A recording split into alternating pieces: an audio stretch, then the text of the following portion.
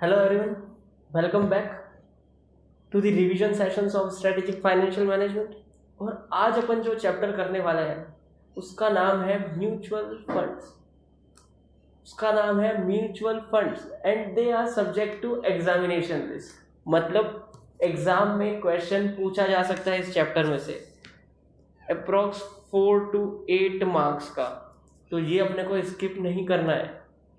इसलिए मैं कह रहा हूँ म्यूचुअल फंड जरूरी है एग्जाम के लिए। तो देखिए अपन ने इस चार्ट को कितने पार्ट में डिवाइड किया है।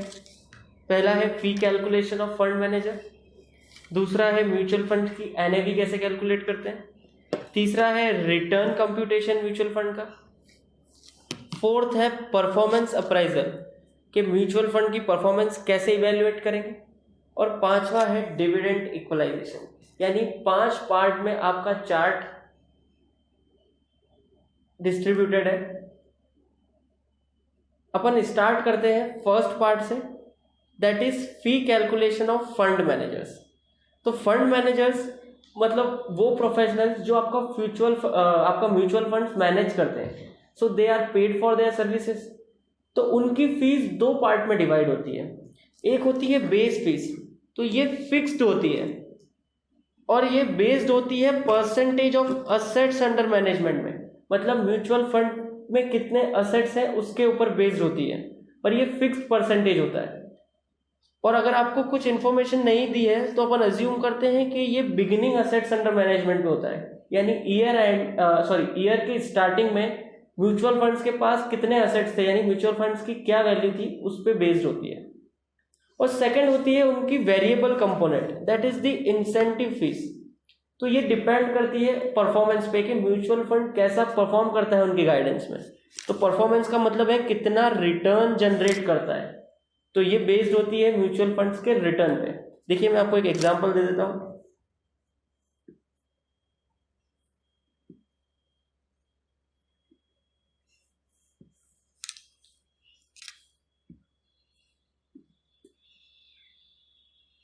फॉर एग्जाम्पल अपने पास एक म्यूचुअल फंड है जिसकी वैल्यू है 1000 करोड़। ना अब फंड मैनेजर्स की फी स्ट्रक्चर कैसा है, बेस फी है उसकी 0.1% और उसको इंसेंटिव फी मिलेगी से 3%।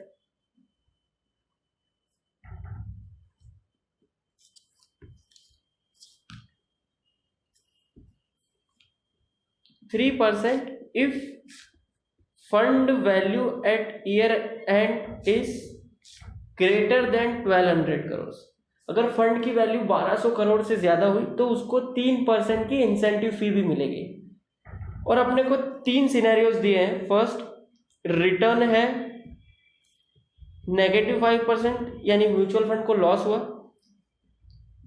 सेकेंड है 10% रिटर्न, और थर्ड है आपका 30% रिटर्न। तो अपन फी कैसे कैलकुलेट करेंगे फंड मैनेजर्स की, तो देखिए मैं कॉन्सेप्ट वाइज समझाता हूं। इनकी फीस 2 पार्ट में डिवाइड है। पहली है इनकी बेस फीस, तो ये मैंने बताया था ये फिक्स होती है। और फिक्स होती है किस पे, अपने को दिया है 0.1%, तो ये किस पे डिपेंड करती है, जनरली असेट्स अंडर मैनेजमेंट में। कोई और इंस्ट्रक्शन नहीं दिया है तो अपन अज्यूम करेंगे बिगिनिंग असेट्स अंडर मैनेजमेंट पे, यानी 1000 करोड़ पे 0.1% मिलेगा। अगर इंस्ट्रक्शन दिए होते कि एंड वैल्यू पे आपको बेस फी निकालनी है तो वो वैल्यू अज्यूम करते। अगर एवरेज फी का इंस्ट्रक्शन दिया होता कि एवरेज वैल्यू पे निकालना है तो वो इंस्ट्रक्शन फॉलो करते, लेकिन कोई इंस्ट्रक्शन नहीं दिया है तो it will depend upon beginning assets under management. तो बेस फी कितनी होगी, 0.1% ऑफ 1000 करोड़, यानी 1 करोड़ रुपए इसकी बेस फी है। तो ये फिक्स कंपोनेंट है, चाहे म्यूचुअल फंड का रिटर्न कुछ भी हो ये इसको मिलेगा ही सही। सेकंड आती है इंसेंटिव फी, और क्या बोला है कि इंसेंटिव फी कब मिलेगी, जब फंड की वैल्यू 1200 करोड़ से ज्यादा है। और कितनी मिलेगी, 3%। तो देखिए 3 सिनेरियो है आपके। रिटर्न नेगेटिव है 5% या 10% है या 30% है।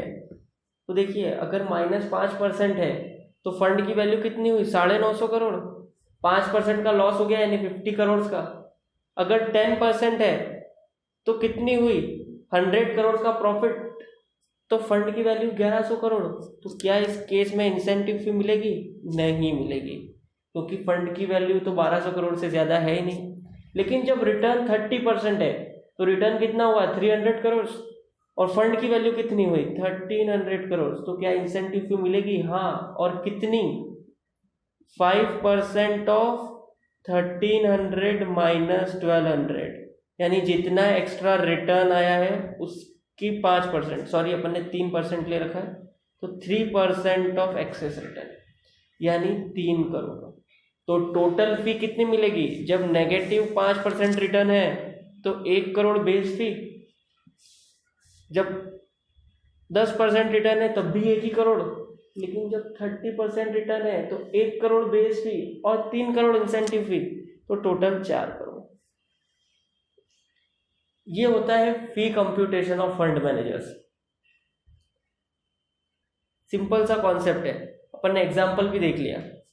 फिर सेकंड आता है अपना NAV of mutual fund. NAV का मतलब होता है नेट असेट वैल्यू, यानी म्यूचुअल फंड की हर यूनिट की कितनी वैल्यू है एट एनी पर्टिकुलर टाइम या at any particular date.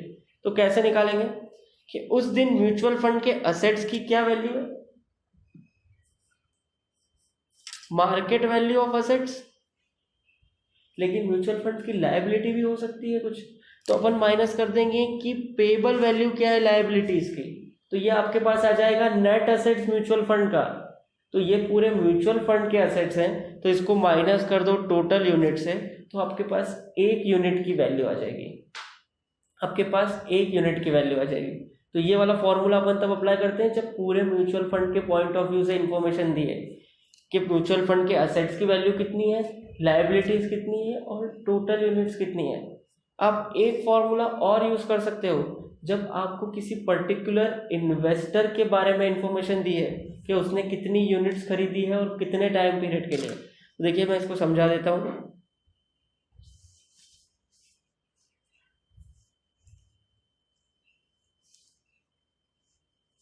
Suppose आज यहाँ पे आपने इन्वेस्टमेंट किया म्यूचुअल फंड में, तो ये हो गया आपकी बिगिनिंग वैल्यू इन्वेस्टमेंट की, और ये आपका होल्डिंग पीरियड है जो टाइमलाइन दी है। सबसे इजी होता है टाइमलाइन पे समझना। तो आपको यहाँ पे निकालनी है कि इसकी यहाँ पे वैल्यू कितनी है, यानी एंडिंग वैल्यू, जिसको मैं एनएवी बोलूंगा, एंडिंग एनएवी। तो अपन कैसे निकालेंगे? अपन देखेंगे कि म्यूचुअल फंड ने कितना रिटर्न दिया है पूरे होल्डिंग पीरियड में। तो ये आ जाएगा आपका होल्डिंग पीरियड रिटर्न, कि म्यूचुअल फंड ने कितना रिटर्न दिया है। तो आपकी एंडिंग वैल्यू क्या आ गई इन्वेस्टमेंट की? आपकी बिगिनिंग वैल्यू जो थी वो, प्लस आपको कितना रिटर्न मिला है। लेकिन अब इस रिटर्न के 2 पार्ट होते हैं, एक जो आपको एनएवी यूनिट्स की एप्रिसिएशन से मिला होगा, और दूसरा जो आपको कैश में मिला। तो क्या वो कैश इस एनएवी का पार्ट होगा? वो तो आपको ऑलरेडी मिल चुका है। तो आपको इस होल्डिंग पीरियड रिटर्न में से कैश रिटर्न हटाना पड़ेगा, तो आपको माइनस करना पड़ेगा डिविडेंड कितना पे किया था म्यूचुअल फंड ने। तो ये आपके पास आ जाएगी टोटल वैल्यू आपके एंडिंग यूनिट्स की, और आपने कितनी यूनिट्स खरीदी थी उससे डिवाइड कर दो, तो आपके पास आ जाएगी एनएवी, क्लोजिंग एनएवी या एंडिंग एनएवी। सिंपल सा कॉन्सेप्ट है कि होल्डिंग पीरियड रिटर्न 2 टाइप के होते हैं, एक आपकी यूनिट्स की एप्रिसिएशन और दूसरा जो आपको कैश में ऑलरेडी मिल चुका है। तो आप पूरे रिटर्न में से कैश वाला रिटर्न हटा दोगे तो आपके पास सिर्फ एप्रिसिएशन वाला रिटर्न बचेगा। आप उसको ऐड कर दो अपनी बिगिनिंग वैल्यू में, तो आपके पास आ जाएगी एंडिंग वैल्यू इन्वेस्टमेंट की, और फिर उसको पर यूनिट निकालना है तो नंबर ऑफ यूनिट से डिवाइड कर दो। तो बहुत ही सिंपल सा कॉन्सेप्ट है। बस एक नोट दिया है नीचे, ध्यान से पढ़ लीजिए कि when instructions are given to value a particular asset at cost और एनी सच वैल्यू, यानी आपको कोई इंस्ट्रक्शन दिया है कि असेट को कॉस्ट पे मेजर करना है या किसी एक पर्टिकुलर अमाउंट पे मेजर करना है, तो आप उस इंस्ट्रक्शन को फॉलो करोगे। ये कब यूज करोगे? जब आप ये market value of assets use कर रहे हो। तो यहाँ पे उस असेट की मार्केट वैल्यू नहीं लेंगे, उस इंस्ट्रक्शंस में जो वैल्यू दी है वो लेंगे।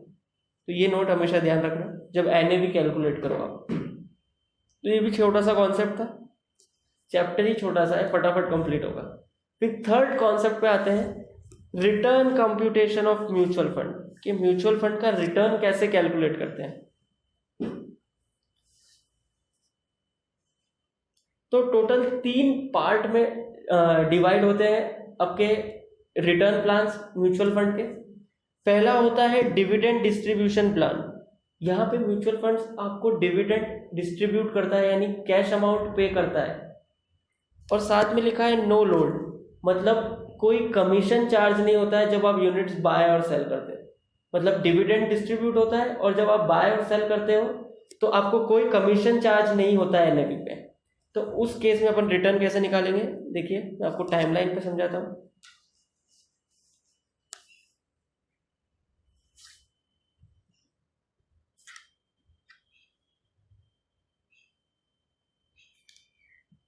सपोज यहाँ पे आपने यूनिट्स परचेज किए हैं, तो किस रेट पे की होगी? ओपनिंग NAV, मतलब यहाँ की NAV को अपन ओपनिंग NAV बोलेंगे, ये अपना परचेज पीरियड है। फिर आप किसी भी असेट पे अगर रिटर्न निकालते हो, सपोज मैं ऊपर कंपैरिजन देता हूँ,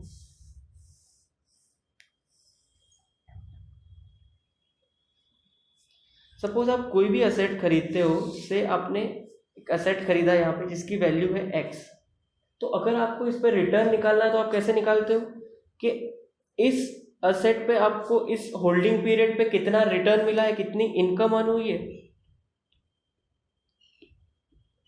फिर आप देखते हो कि इस असेट की वैल्यू क्या हो गई, यहाँ पे से Y हो गई, तो आप कैसे निकालोगे रिटर्न कि मुझे इनकम कितनी मिल गई असेट से।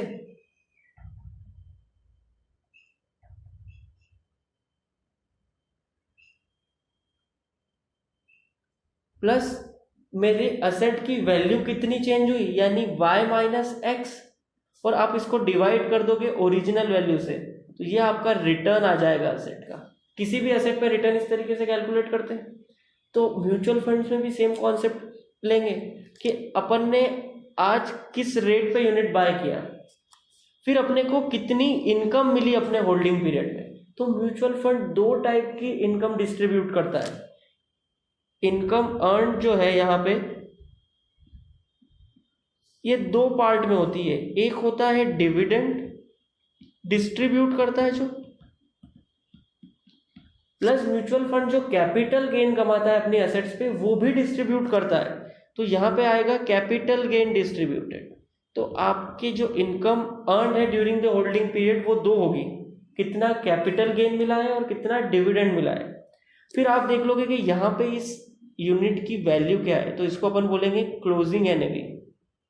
तो आप रिटर्न कैसे निकालोगे, रिटर्न कैसे निकालेंगे, देखिए इसको, सॉरी रिटर्न की जगह अपन बोलते हैं होल्डिंग पीरियड रिटर्न। जिस पीरियड के लिए आपने यूनिट्स होल्ड करके रखी उसका रिटर्न क्या था, तो आप ऐड करोगे dividend plus capital gain distribute जो हुआ है, प्लस आप देखोगे कि आपकी यूनिट्स की वैल्यू कितनी चेंज हुई है, यानी closing NAV minus opening NAV। इन दोनों का डिफरेंस लोगे रिटर्न के लिए, और फिर इस पूरे को डिवाइड कर दोगे कि अपनी ओपनिंग वैल्यू क्या थी यूनिट्स की। तो इसको बोलेंगे अपन चेंज इन NAV। इसको डिनोट करते हैं चेंज इन NAV, कि आपकी NAV कितनी चेंज हुई है ड्यूरिंग द होल्डिंग पीरियड। तो देखिए चार्ट में रिटर्न कैसे निकालेंगे, holding period return will be equals to dividend distributed plus capital gain distributed plus change in NAV, यानी ending NAV minus beginning NAV, या closing NAV minus opening NAV, और उसको divide कर दो कि आपने स्टार्टिंग में कितना इन्वेस्टमेंट किया था, यानी NAV स्टार्टिंग में क्या थी। तो ये आ जाएगा आपका होल्डिंग पीरियड का रिटर्न। और ये वाला कब फॉर्मूला यूज करते हैं, जब डिविडेंड डिस्ट्रीब्यूशन प्लान हो, यानी म्यूचुअल फंड्स डिविडेंड डिस्ट्रीब्यूट करता है प्लस कोई लोड फैक्टर नहीं है, यानी आपकी NAV जब आप खरीदते जब आप म्यूचुअल फंड्स की यूनिट्स खरीदते हो तो NAV पे कोई कमीशन चार्ज नहीं होता है, और जब आप यूनिट्स बेचते हो तो भी एनएवी पे कोई कमीशन चार्ज नहीं होता है। सेकंड है अपना डिविडेंड डिस्ट्रीब्यूशन प्लान, लेकिन लोड प्रेजेंट है। लोड प्रेजेंट है मतलब कमीशन चार्ज होता है। तो देखिए अपनी टाइमलाइन पे जब आपने यहाँ पे परचेज की ना, तो यहाँ पे आपको ओपनिंग एनएवी पे कमीशन भी चार्ज होगा। तो आप कैलकुलेट करोगे कि आपकी यूनिट्स की प्राइस कितनी थी स्टार्टिंग में। अपन प्राइस कैसे कैलकुलेट करेंगे कि एनएवी क्या थी प्लस कितना कमीशन लगा, तो ये आ जाएगा आपका ओपनिंग प्राइस ऑफ यूनिट कि स्टार्टिंग में क्या प्राइस थी। नाउ डिविडेंड डिस्ट्रीब्यूशन तो सेम रहेगा, dividend distribution as it is रहेगा, capital gain distributed as it is रहेगा। लेकिन जब ये क्लोजिंग एनएवी आप कंसीडर करोगे ना, तो सपोज अगर आपको यहाँ पे बेचना है यूनिट्स तो कमीशन चार्ज होगा। तो आप देखोगे कि आपके यूनिट्स की प्राइस कितनी है, एंडिंग प्राइस कितनी है, तो आपको इसमें से कमीशन माइनस करना पड़ेगा। जब आप बेचते हो तो कमीशन कटता है और जब आप खरीदते हो तो कमीशन जुड़ता है। तो यहाँ पे आ जाएगी आपकी क्लोजिंग प्राइस। तो फॉर्मूला थोड़ा सा चेंज होगा, क्या होगा, होल्डिंग पीरियड रिटर्न सेम रहेगा, डिविडेंड डिस्ट्रीब्यूटेड सेम रहेगा, कैपिटल गेन सेम रहेगा, पर ये एनएवी की जगह क्लोजिंग प्राइस आ जाएगी और ओपनिंग एनएवी की जगह ओपनिंग प्राइस आ जाएगी। और आप डिनोमिनेटर में क्या लोगे, ओपनिंग प्राइस के आपका आउटफ्लो कितना हुआ था स्टार्टिंग में। तो सेम है फर्स्ट वाले प्लान से, सिर्फ आपका लोड प्रेजेंट है तो आप एनएवी की जगह नेट देखोगे कि कितनी प्राइस है हर यूनिट की, यानी ओपनिंग प्राइस क्या है और क्लोजिंग प्राइस क्या है, सिर्फ इतना सा डिफरेंस है। देखिए आप अपने चार्ट पे देख लीजिए, होल्डिंग पीरियड रिटर्न कैसे निकालेंगे, simple dividend distributed plus capital gain distributed, ये same, plus change in price कि प्राइस कितनी चेंज हुई। और प्राइस कैसे कैलकुलेट करते हैं, आप कमीशन का एडजस्टमेंट करोगे एनएवी में, ओपनिंग एनएवी में ऐड करोगे और क्लोजिंग में माइनस करोगे। तो जब closing price minus opening price करोगे तो आपके पास आ जाएगा कि प्राइस कितनी चेंज हुई, और फिर इस टोटल को डिवाइड कर दोगे बिगिनिंग प्राइस से, तो आपका रिटर्न आ जाएगा। ठीक है, नीचे नोट में यही लिखा है कि price here are calculated after adjustment of load. तो लोड के एडजस्टमेंट के बाद अपन प्राइस कैलकुलेट करते हैं। फिर तीसरा प्लान होता है अपना डिविडेंड री इन्वेस्टमेंट प्लान। तो इस केस में आपको कैपिटल गेन और डिविडेंड गेन डिस्ट्रीब्यूट नहीं होता है, कंपनी उसको री इन्वेस्ट कर देती है अपने म्यूचुअल फंड्स में और एक्स्ट्रा एडिशनल यूनिट्स आपको इशू कर देती है। मतलब आपको कैश में कोई प्रॉफिट नहीं आएगा, पर उसकी जगह पे यूनिट्स आ जाएंगी। तो देखिए कैसा होगा,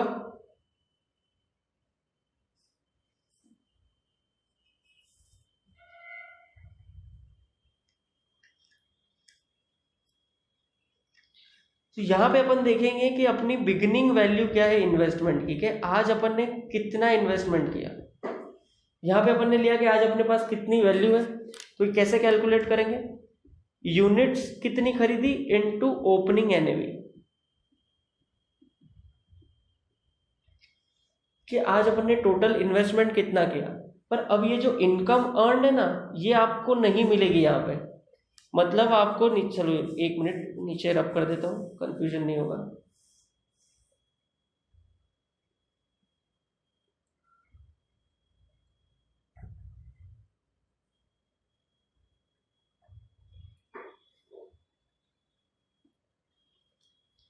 देखिए ये जो इनकम अर्न आपको ऊपर दो प्लान से मिल रही थी ना, वो नहीं मिलेगी, लेकिन इसकी जगह पे आपको एडिशनल यूनिट्स मिल जाएगी।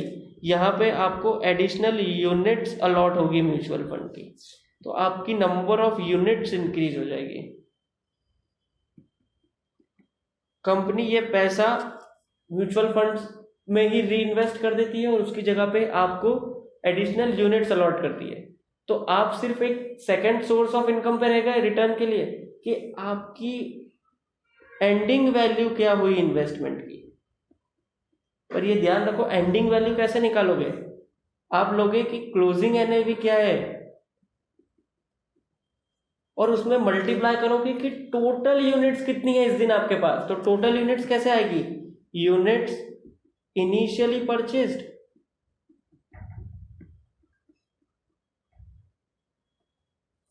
प्लस रिसीव्ड फ्रॉम री इन्वेस्टमेंट।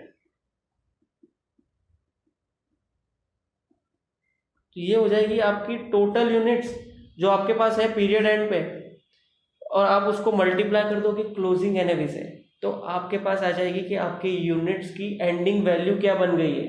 और फिर आप रिटर्न कैसे निकालोगे कि कितनी चेंज हुई वैल्यू, यानी ending value minus opening value, और उसको डिवाइड कर दोगे ओपनिंग वैल्यू कितनी थी। अभी जो ऊपर अपन ने 2 प्लान देखे वहां पे एक यूनिट के हिसाब से अपन कैलकुलेशन कर सकते थे, यहाँ पे अपन प्रेफर करते हैं कि पूरे इन्वेस्टमेंट वैल्यू को लेके चलें, क्योंकि जब एडिशनल यूनिट्स अलॉट होती है तो डिफिकल्ट हो जाता है कि हर यूनिट पे कितनी यूनिट मिली, इसलिए अपन टोटल लेके चलते हैं। तो आप सिर्फ एक चीज ध्यान रखना कि जब डिविडेंड री इन्वेस्टमेंट प्लान होता है तो आपको कोई कैश में इनकम नहीं आती है, इंस्टेड एडिशनल यूनिट्स अलॉट होती है।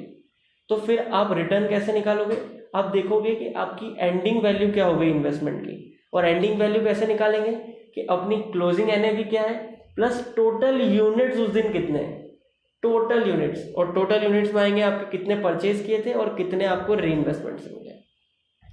तो दोनों का डिफरेंस आपका रिटर्न हो जाएगा, और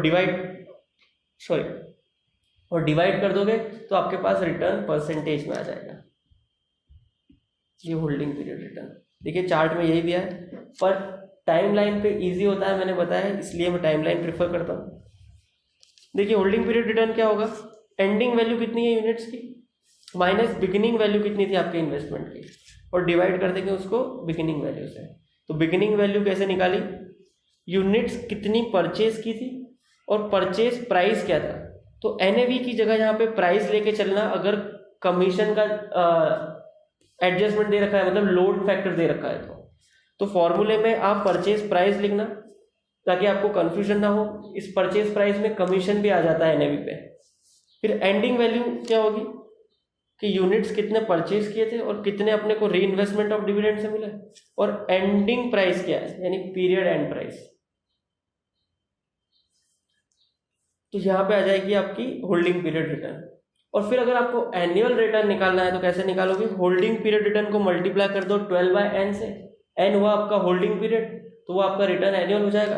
और अगर डेज में इंफॉर्मेशन दी है तो मल्टीप्लाई कर दो 365/n से, n मतलब कितने दिन तक आपका होल्डिंग पीरियड था।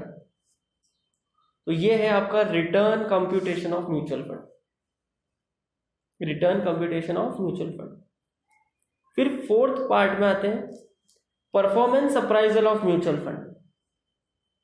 देखो मार्केट में बहुत सारे म्यूचुअल फंड है, तो आप कैसे डिसाइड करोगे कि कौन सा म्यूचुअल फंड अच्छा है, आप किसी म्यूचुअल फंड की परफॉर्मेंस कैसे डिसाइड करोगे।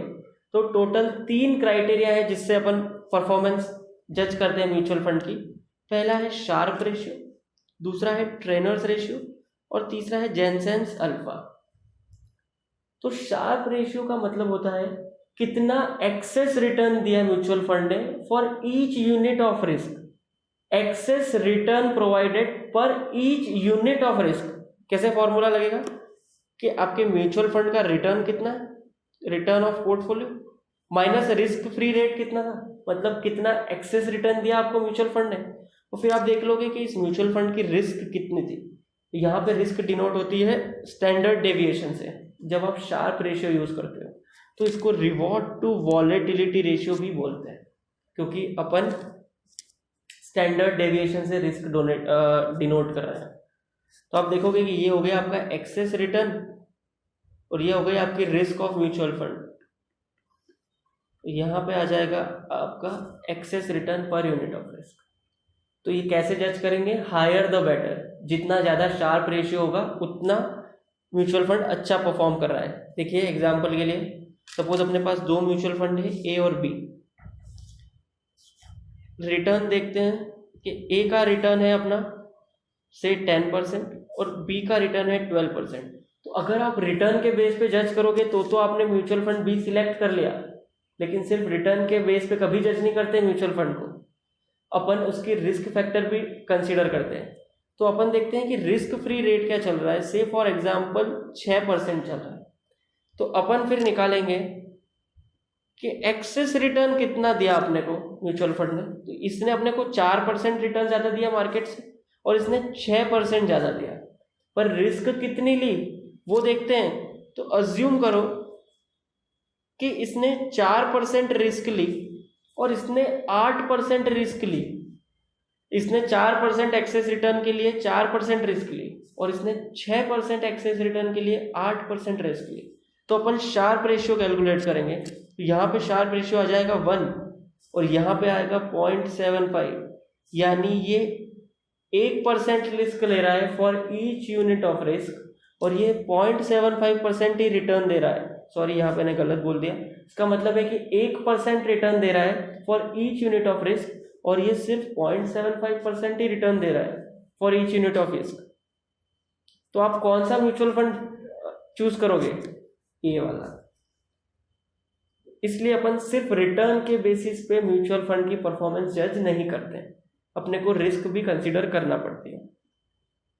तो यहाँ पे जो अपन रिस्क कंसीडर की वो टोटल रिस्क है म्यूचुअल फंड की, जिसको अपन ने डिनोट किया स्टैंडर्ड डेविएशन से। तो सेकंड रेशियो आता है अपना, यानी सेकंड क्राइटेरिया ट्रेनर्स रेशियो। तो इस केस में अपन सिर्फ सिस्टमैटिक रिस्क कंसीडर करते हैं। तो इसको कैसे कैलकुलेट करेंगे? Excess return per unit of beta, और बीटा जो है वो रिप्रेजेंट करता है सिस्टमैटिक रिस्क आपके म्यूचुअल फंड की। तो आप देखोगे कि कितना एक्सेस रिटर्न दे रहा है for each unit of systematic risk, कितना एक्सेस रिटर्न दे रहा है for each unit of systematic risk. तो इसको reward to volatility variability ratio भी बोलते हैं। फॉर्मूला क्या होगा?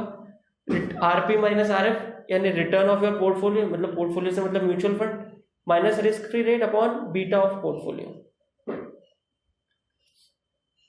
फिर तीसरा क्राइटेरिया होता है अपना जेनसेन अल्फा, कि आपका म्यूचुअल फंड कितना एक्सेस रिटर्न दे रहा है as compare to required rate of return.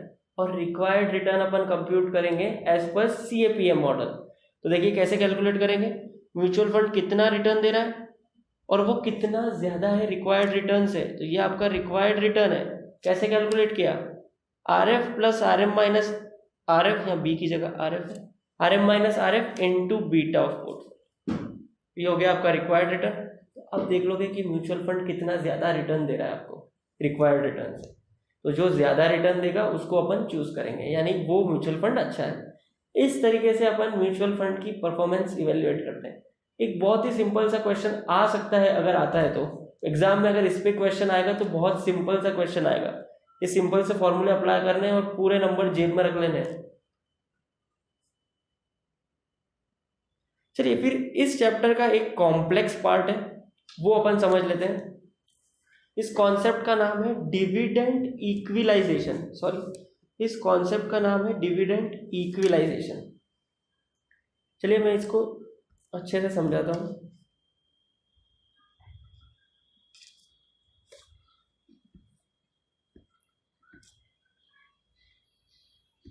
चलिए सबसे पहले अपन एक नॉर्मल सिनेरियो लेते हैं।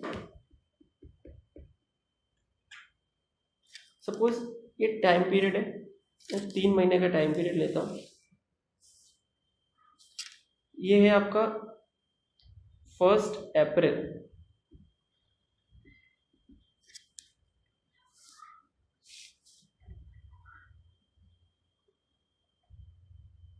ये आ गया 30 अप्रैल,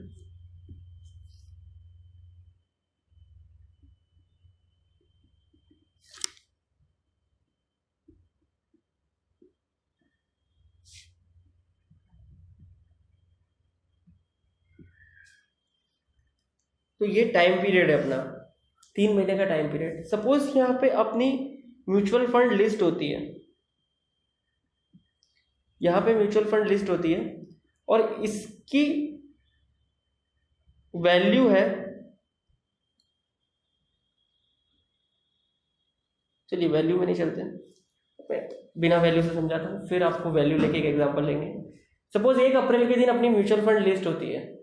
अब अगर किसी को 30 अप्रैल के दिन यूनिट्स परचेज करना है, अगर किसी को 30 अप्रैल के दिन अगर यूनिट्स परचेज करना है तो किस रेट पे इशू होंगे?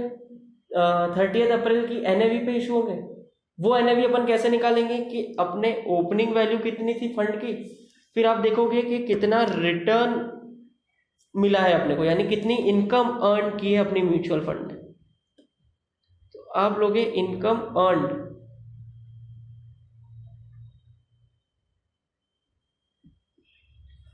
तो अगर 30 अप्रैल के दिन किसी को अगर यूनिट्स खरीदने हैं तो वो किस रेट पे खरीदेगा? ओपनिंग वैल्यू कितनी थी अपनी फंड की प्लस कितनी इनकम अर्न की, और डिवाइड कर देंगे अपन नंबर ऑफ यूनिट से, तो ये आ जाएगी अपने पास 30 अप्रैल की एनएवी। तो इस रेट पे खरीदेगा बंदा। ये क्लियर है? सिंपल सा कॉन्सेप्ट है। सपोज किसी को 31 मई के दिन ये यूनिट्स बेचना है अब, तो किस रेट पे बेचेगा? वो देखेगा इस दिन की एनएवी 31 मई की, और कैसे कैलकुलेट करेंगे? सपोज ओपनिंग वैल्यू लेंगे अपन म्यूचुअल फंड की प्लस इनकम कितनी अर्न की है इस पीरियड में, तो यहां पे लिखेंगे इनकम अर्न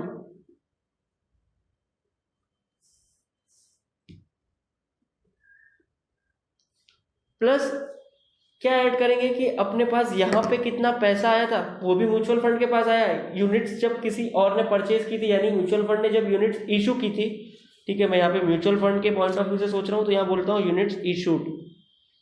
तो जब ये यूनिट्स इशू की थी, जो फंड आया होगा वो भी म्यूचुअल फंड का पार्ट है अब, तो वो भी एनएवी में इंक्लूड होगा।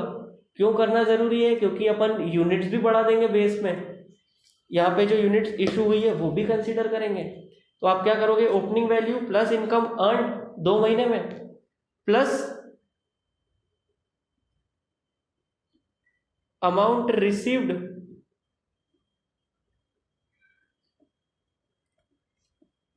From issue.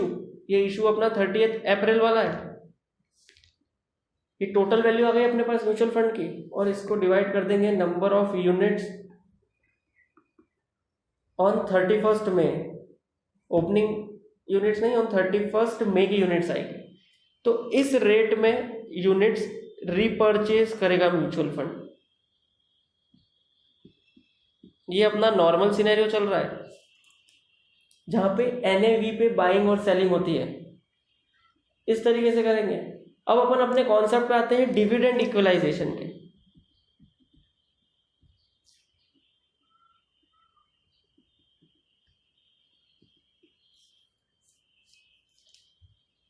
यही 3 महीने का टाइम पीरियड लीजिए। 1 अप्रैल को अपना म्यूचुअल फंड लिस्ट हुआ,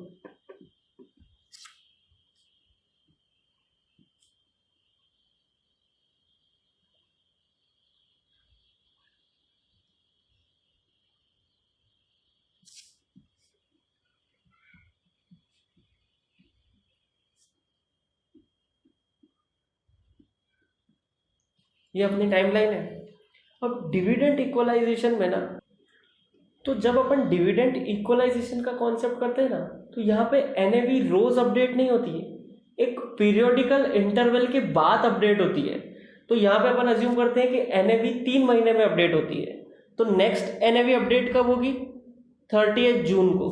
यानी यहाँ की जो एनएवी है, अब जो एनएवी अपडेट होगी वो 30 जून को होगी। तो सपोज किसी को 30 अप्रैल के दिन यूनिट्स इशू कर दिए म्यूचुअल फंड, तो वो किस रेट पे इशू करेगी पता है? ओपनिंग एनएवी पे, सॉरी, तो वो ओपनिंग एनएवी पे इशू करेगी। यानी यहाँ पे जो एनएवी होगी ना, उसको अपन ओपनिंग एनएवी बोलेंगे। लेकिन फिर आप बोलोगे कि यूनिट्स तो सस्ते में इशू हो गई। यहाँ पे इनकम अर्न की होगी म्यूचुअल फंड ने,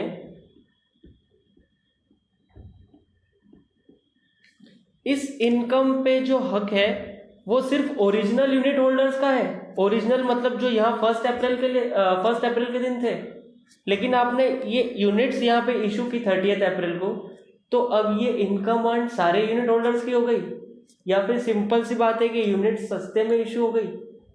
तो ऐसा नहीं है, यहाँ पे यूनिट्स तो ओपनिंग एनएवी पे इशू होगी, लेकिन फिर एक अलग से अपन अमाउंट लेंगे जिसको बोलेंगे डिविडेंड इक्वलाइजेशन अमाउंट।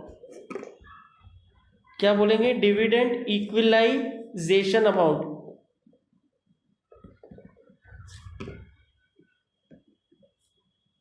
तो कितना कलेक्ट करेंगे अपन?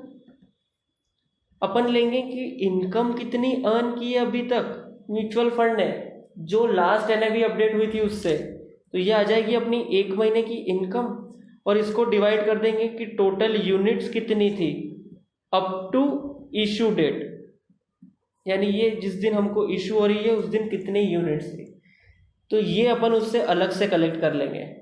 तो आप बोलोगे कि ये तो सेम बात हो गई, जो ऊपर अपन ने यूनिट्स इशू की थी एनएवी पे, उसी रेट पे आप इसको यूनिट्स इशू कर रहे हो, बस फर्क ये है कि 2 पार्ट में ले रहे हो, आप एनएवी अलग से ले रहे हो, डिविडेंड इक्वलाइजेशन। तो ऑलमोस्ट तो सेम कॉन्सेप्ट है, एक डिफरेंस है जो मैं लास्ट में बताऊंगा, तो कॉन्सेप्ट अभी क्लियर चलेगा। तो अपन ने क्या किया, उस दिन की एनएवी की जगह ओपनिंग एनएवी पे इशू की, और जो उस पीरियड में इनकम अर्न हुई है वो अलग से कैलकुलेट कर ली। तो अब इस इनकम पे देखिए, जो ब्लैक में मार्क्ड है, इस इनकम पे और इस डिविडेंड इक्वलाइजेशन पे सारे यूनिट होल्डर्स का हक है। मतलब जो ये ओरिजिनल यूनिट होल्डर्स थे प्लस न्यू यूनिट होल्डर्स, ये सबको बिलोंग करती है। इनकम अर्न भी अब सबको बिलोंग करती है और डिविडेंड इक्वलाइजेशन भी। या फिर मैं बोलूं कि जितना इनकम अर्न किया था म्यूचुअल फंड ने, जितना ओरिजिनल यूनिट होल्डर्स का इनकम था उसमें, उतना शेयर नए यूनिट होल्डर्स खुद लेके आ गए हैं, तो वो दोनों में डिस्ट्रीब्यूट होगा। तो आप किस रेट पे इशू करोगे? ओपनिंग एनएवी और फिर एक डिविडेंड इक्वलाइजेशन अमाउंट उससे कलेक्ट कर लोगे। और वो कैसे होगा? इनकम कितनी अर्न की है अभी तक और नंबर ऑफ यूनिट्स कितने हैं म्यूचुअल फंड में। नाउ सपोज 31 मई को किसी को बेचना है यूनिट्स, तो मैं यहाँ पे देखूंगा कि यूनिट्स परचेज करेगी म्यूचुअल फंड, यूनिट्स रीपरचेज करेगी, तो वो किस रेट पे करेगी पता है? ओपनिंग एनएवी पे। लेकिन जिस तरीके से डिविडेंड इक्वलाइजेशन खरीदा था, लिया था, उस तरीके से पे भी करना पड़ेगा। तो अपन देखेंगे कि ये 2 महीने में कितनी इनकम अर्न की है। तो कैसे निकालेंगे dividend equalisation? Dividend equalisation to be paid,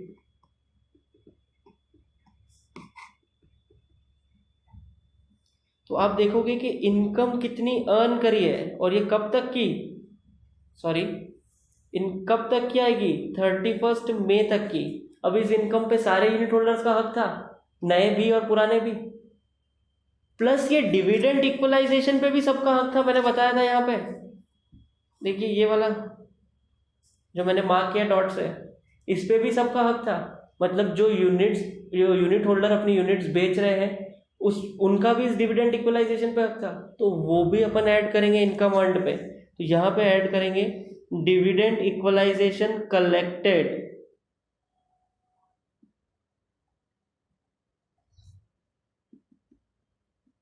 तो ये हो गया total income up to repurchase.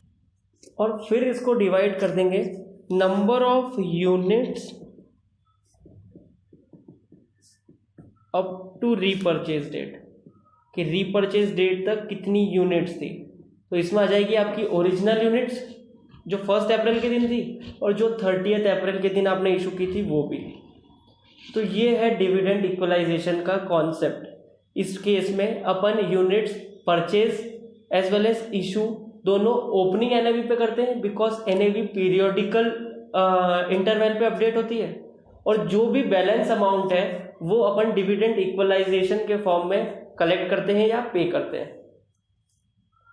चलिए अब मैं आपको ना इसी पे एक एग्जाम्पल करा देता हूँ, तो आपको पूरा कॉन्सेप्ट बैठ जाएगा दिमाग पे। चलिए देखिए, सपोज 1 अप्रैल के दिन आपका म्यूचुअल फंड लिस्ट हुआ, इसकी वैल्यू थी 1000 करोड़ और नंबर ऑफ यूनिट्स थी 100 करोड़। तो यहाँ पे आपकी NAV कितनी हो गई? 10 रुपीज।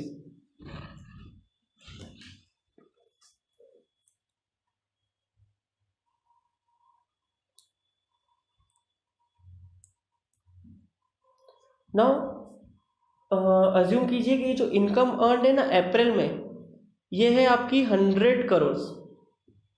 तो आपकी 30 अप्रैल के दिन NAV क्या होगी? 30 अप्रैल के दिन NAV क्या होगी?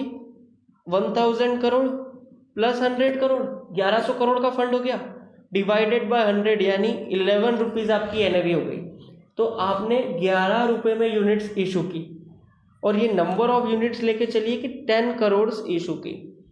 तो कितना इनफ्लो आया म्यूचुअल फंड के पास? 10 करोड़ इंटू 11 यानी 110 करोड़।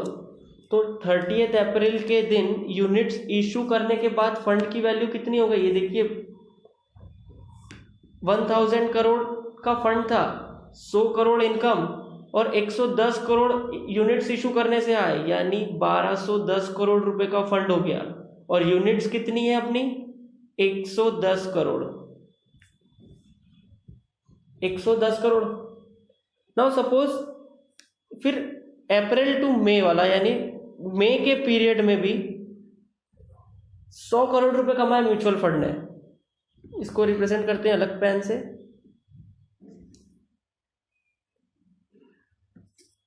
सपोज यहां पे 100 करोड़ रुपए और कमाए, तो 31 मई के दिन NAV कैसे निकालेंगे? कि 1210 करोड़ का फंड था 30 अप्रैल को, और 100 करोड़ और अर्न किए, यानी 1310 करोड़। तो इसकी NAV कितनी हो गई? 1310 डिवाइडेड बाय 110 करोड़, क्योंकि नंबर ऑफ यूनिट्स 110 हो गई है अब, क्योंकि 10 करोड़ यूनिट्स अपन ने 30 अप्रैल को इशू की थी। तो इसकी NAV क्या हो गई? 11.90, यानी इस रेट पे रीपर्चेज करेगा म्यूचुअल फंड 11.90 पे, और इशू किस रेट पे करेगा? 11 पे। अब ये दोनों फिगर्स ध्यान रखना। अब चलिए अपन यही एग्जाम्पल को कंटिन्यू करते हैं डिविडेंड इक्वलाइजेशन वाले कॉन्सेप्ट में। तो यहाँ पे वैल्यू हो गई अपने फंड की 1000 करोड़, यूनिट्स है अपने पास 100 करोड़, तो NAV है अपने पास 10 रुपीज।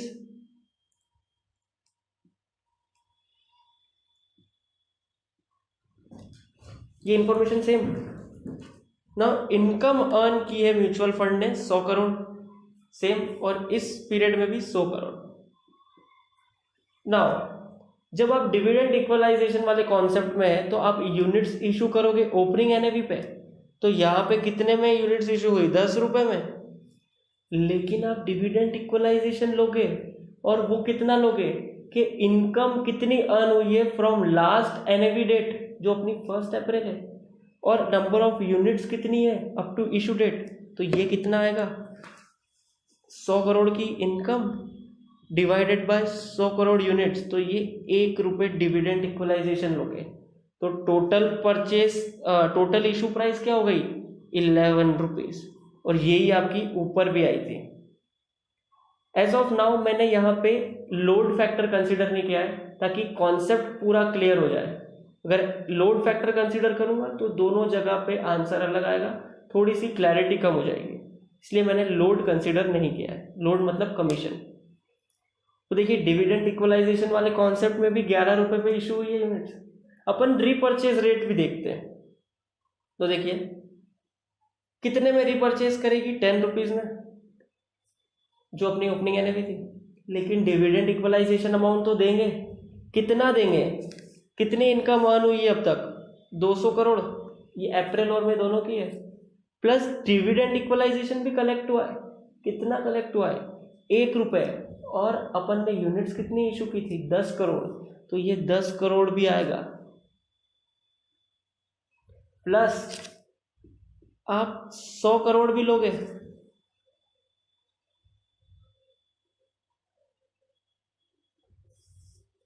एक मिस्टेक हुई है ऊपर, ध्यान रखिए। यहाँ डिविडेंड इक्वलाइजेशन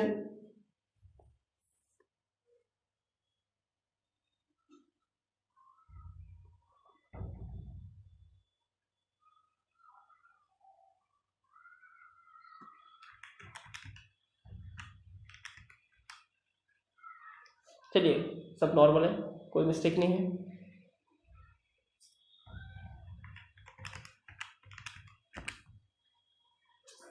तो आपने कितना इनकम अर्न की, 200 करोड़ प्लस डिविडेंड इक्वलाइजेशन आया था 10 करोड़ का। और रीपरचेज डेट तक अपनी यूनिट्स कितनी है, रीपरचेज डेट तक यूनिट्स कितनी है, 110 करोड़, 100 करोड़ ओरिजिनल और 10 करोड़ इशू हुई थी। तो डिविडेंड इक्वलाइजेशन कितना देंगे अपन per unit, 210 crore divided by 110 यानी 1.90। तो कितने में रीपरचेज करेंगे, 11.90 में। यहाँ पे देखिए 11 और 11.90 आपके ऊपर वाले आंसर से मैच होता है, ये 11 और 11.90। तो कॉन्सेप्ट ऑलमोस्ट सेम चलता है, बस एक डिफरेंस है जो मैं आपको बता देता हूँ कि जब अपन ये नॉर्मल सिनेरियो कंसीडर करते हैं ना एनएवी वाला, अपन पोर्टफोलियो एप्रिसिएशन भी कंसीडर करते हैं। यानी किसी भी डेट पे जब एनएवी निकालते हो ना, तो आप उसमें दो चीज़ इंक्लूड करते हो कि म्यूचुअल फंड ने इनकम कितनी अर्न की, प्लस उसके जो असेट्स है उसकी आप मार्केट वैल्यू लेते हो, यानी जो उस पर एप्रिसिएशन आया है वो भी कंसीडर करते हो। लेकिन जब ये डिविडेंड इक्वलाइजेशन वाला कॉन्सेप्ट है ना, तो अपन पोर्टफोलियो एप्रिसिएशन कंसीडर नहीं करते, सिर्फ इनकम कंसीडर करते हैं। तो ये डिफरेंस है डिविडेंड इक्वलाइजेशन वाले में और एनएवी वाले कॉन्सेप्ट में। तो देखिए अब चार्ट में आपको सब याद हो जाएगा कि जब भी इशू करेंगे यूनिट्स तो उसको ओपनिंग एनएवी पे करेंगे। ओपनिंग एनएवी से मेरा मतलब है कि लास्ट पीरियड जब ये एनएवी अपडेट हुई थी, प्लस एक डिविडेंड इक्वलाइजेशन अमाउंट कलेक्ट करेंगे। तो कितना कलेक्ट करेंगे, income earned up to issue date और नंबर ऑफ यूनिट्स कितनी है जिस दिन अपन ये इशू कर रहे हैं म्यूचुअल फंड, ये यूनिट्स, और डिविडेंड इक्वलाइजेशन कितना पे करेंगे at the time of repurchase, कि इनकम कितनी अर्न की है up to repurchase date, up to repurchase date है ये, प्लस डिविडेंड इक्वलाइजेशन कितना कलेक्ट किया है अप टू रीपरचेज डेट, और फिर आ जाएगी number of units on repurchase. एक नोट दे रखा है कि पोर्टफोलियो एप्रिसिएशन कंसीडर नहीं करेंगे, पोर्टफोलियो एप्रिसिएशन कंसीडर नहीं करना है। अब देखिए इसमें क्वेश्चन में क्या क्या पूछते हैं। फर्स्ट कि पीरियड के एंड में कितनी इनकम आपके पास रहेगी फॉर डिस्ट्रीब्यूशन। सपोज ये 3 पीरियड की इंफॉर्मेशन दी है आपको, तो आपसे पूछेंगे कि 30 जून पे कितनी इनकम अवेलेबल रहेगी फॉर डिस्ट्रीब्यूशन। तो ये कैसे निकालोगे, आप निकालोगे कि इनकम कितनी अर्नड की अभी तक, कितनी इनकम अर्न हुई है 1 अप्रैल से 30 जून तक, प्लस डिविडेंड इक्वलाइजेशन भी डिस्ट्रीब्यूट होता है यूनिट होल्डर्स में। तो ये आ जाएगा आपका डिविडेंड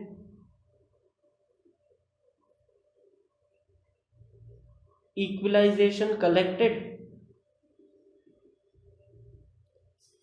माइनस कर देंगे कि अपन ने कितना डिविडेंड इक्वलाइजेशन पे किया है अभी तक, और एक और चीज माइनस करेंगे कि इस इनकम में से ऑलरेडी अपन कितनी डिस्ट्रीब्यूट कर चुके हैं, तो वो तो अवेलेबल नहीं रहने वाली अपने पास। तो इनकम ऑलरेडी डिस्ट्रीब्यूटेड। आपने देखा कि 30 जून तक कितनी इनकम आई, प्लस अपन ने 30 अप्रैल को कुछ डिविडेंड इक्वलाइजेशन लिया था, उस पर भी हक सारे शेयर होल्डर्स का है, तो वो ऐड कर लो डिस्ट्रीब्यूशन में। प्लस अपन ने कुछ पे कर दिया तो वो कॉमन पूल में से गया, तो उसको माइनस कर दिया। और ये तो हुई कि अपने पास टोटल कितनी इनकम थी जो डिस्ट्रीब्यूट कर सकते थे, लेकिन अगर ऑलरेडी उसमें से कुछ कर दिया है तो उसको माइनस करेंगे तो अपने पास बचेगी कि अब और कितनी कर सकते हैं, यानी इनकम अवेलेबल फॉर डिस्ट्रीब्यूशन।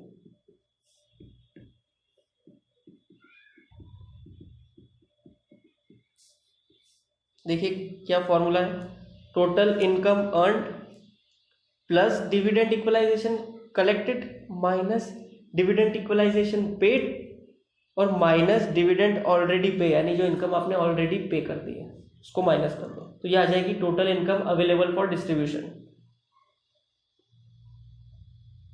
फिर आपकी इशू प्राइस और रीपरचेज प्राइस क्या होगी, ये बहुत अच्छे से करा है अपन ने। तो देखिए इशू प्राइस क्या होगी, एनएवी पे इशू करेंगे, प्लस अगर कोई लोड फैक्टर दे रखा है तो वो ऐड होगा, जब आप यूनिट्स इशू करते हो तो कमीशन चार्ज करते हो वो ऐड कर दिया, प्लस डिविडेंड इक्वलाइजेशन कलेक्ट करेंगे। और ये कैसे कैलकुलेट करेंगे, ये ऊपर दिया हुआ है चार्ट में। और रीपरचेज प्राइस क्या होगी कि एनएवी पे रीपरचेज करेंगे, लेकिन अगर कमीशन दिया है तो वो काट के रिपर्चेज करेंगे, तो माइनस कर देंगे एग्जिट लोड, प्लस उसको कितना डिविडेंड इक्वलाइजेशन देना है वो ऐड कर देंगे। तो ये होगा आपका इशू प्राइस और रीपर्चेज प्राइस। फिर आप क्लोजिंग एनएवी कैसे निकालोगे? क्लोजिंग एनएवी कैसे निकालेंगे? तो अभी तक के सारे एडजस्टमेंट का प्लस माइनस करेंगे। तो यहाँ पे आ जाएगी अपनी ओपनिंग एनएवी, या फिर मुझे बोलना चाहिए opening value of funds. NAV की जगह आएगा ओपनिंग वैल्यू ऑफ फंड्स, यानी म्यूचुअल फंड की कितनी वैल्यू थी 1 अप्रैल को।